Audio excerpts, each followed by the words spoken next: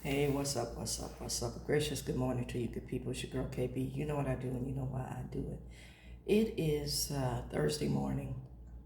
It is January 30th and it is 2:41 in the a.m. I'm doing something a little different today. As you can see, my background has changed and my camera is at a funky angle.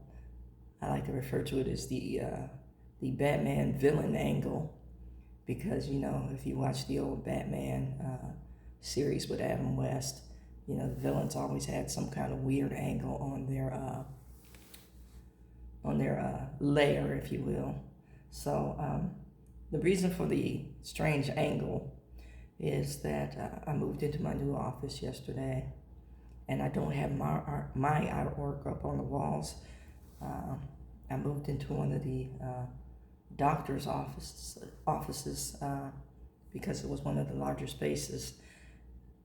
But my man has more degrees than a thermometer, and they've covered most of the walls in this office, and I have to wait for somebody from the painting crew to come take them down and touch up the paint. So I don't want to expose anybody's anonymity and process. So I'm filming at a strange angle. Anywho, let me just get into my message. I will get socio-political today, but not in this message. I want to talk about something that I kind of remove myself from because for me, it's rather uncomfortable to experience, but it needs to be discussed.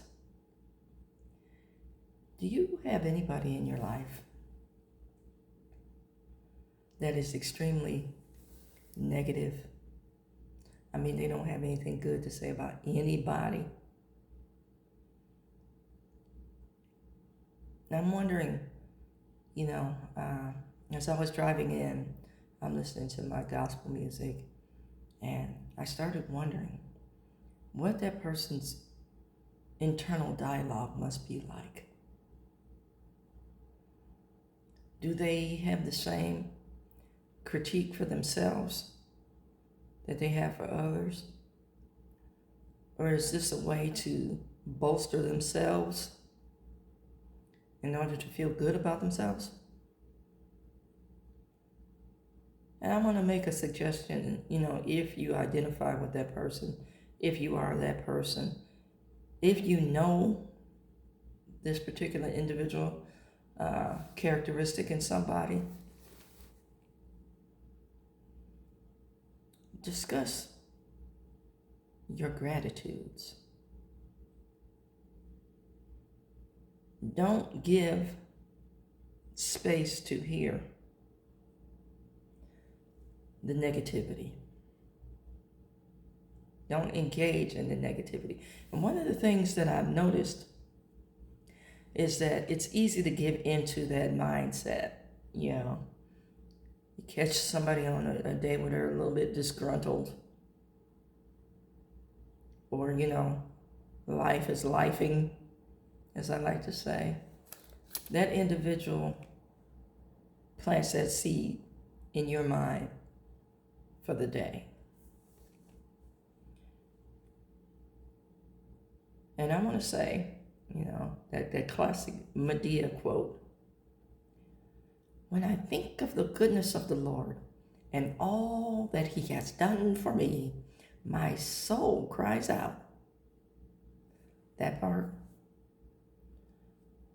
Yeah, you woke up this morning. And hopefully God put something on your heart to do. Or you got into the Word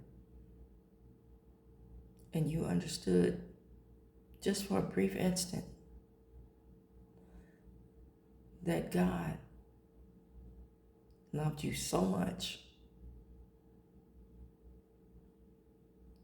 that he sent his son. Amen. Now, I know I've been hot and heavy on political messaging, and going to stay hot and heavy on political messaging because we can't afford to look the other way. You know, Hakeem Jeffries was taken to task the other day because he posted the message that God is still on the throne. That is my message today and every day when hard times hit. Let God be true. And see, I think my man was taken to task because there have been a lot of misteachings about the character and the nature of God. My sister, who I love dearly, is teaching a class to kids about the names of God. And see, most of us these days only take that name in vain. And I'm going to urge you, just study the names of God. Get into the character and the goodness of God. And I want you to move beyond the prayers of just asking for things when life shows up. And begin with prayers of gratitude, just gratitude. See if you can pray for a week without asking for anything for you. And a day in that week of prayer, let it just be gratitude for everything.